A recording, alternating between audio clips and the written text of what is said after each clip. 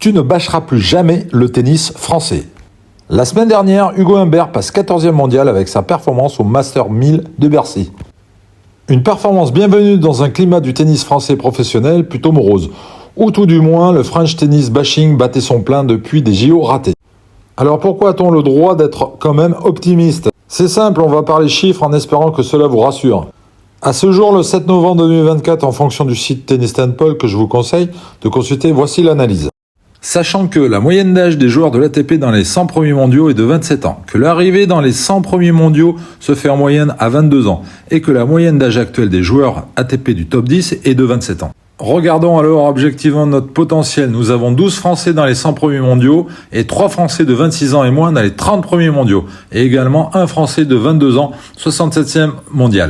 Nous comptons pas moins de 83 joueurs dans les 1000 premiers mondiaux, dont 56 joueurs de 26 ans et moins, avec 5 joueurs de 18 ans, 3 joueurs de 19 ans, 2 joueurs de 20 ans, 2 joueurs de 21 ans et 9 joueurs de 22 ans. Avec ça, on a largement de quoi faire pour espérer sortir un champion, non ? On espère tous que ces jeunes pépites continuent leur progression pour un jour être dans le top 10 ou briller en grand chelem. Ce que je viens de dire, c'est malheureusement souvent un critère d'évaluation que j'entends lors des discussions sur les réseaux ou dans les clubs. Pourtant, quand on est classé à l'ATP, il me semble que l'on s'est tapé dans la petite babelle jaune, non ? Si on devait jouer ces joueurs-là, la plupart d'entre nous se prendraient un 6-0, 6-0. Alors, soyons fair-play et encourageons-les à se développer plutôt que de les bâcher. Et soyons optimistes pour la suite, que ce soit pour les messieurs ou pour les dames. Avant de te donner la liste des 83 joueurs français du top 1000 mondial, voici 2 points amusants repérés. Un -4-6 et -15 sont classés à l'ATP. Ce sont le numéro 996 et 998. Il n'est donc pas nécessaire d'être numéroté pour être classé à l'ATP. Plus étonnant, il y a 8 Arthur dans le top 1000 mondial. C'est une coïncidence, mais qui valait le coup d'être noté. Attention, ne va pas changer ton prénom à l'état civil pour mieux jouer au tennis, car je n'ai pas de base scientifique là-dessus.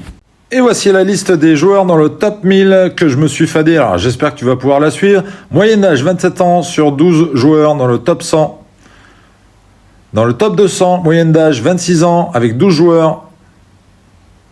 Dans le top 300, moyenne d'âge 26 ans pour 12 joueurs. Dans le top 400, moyenne d'âge 23 ans pour 7 joueurs. Dans le top 500, moyenne d'âge 27 ans pour 7 joueurs. Dans le top 600, moyenne d'âge 29 ans pour 2 joueurs. Moyenne d'âge 22 ans pour 6 joueurs dans le top 700. Dans le top 800, moyenne d'âge 25 ans pour 11 joueurs. Dans le top 900, moyenne d'âge 23 ans pour 8 joueurs. Et dans le top 1000, moyenne d'âge 22 ans pour 6 joueurs.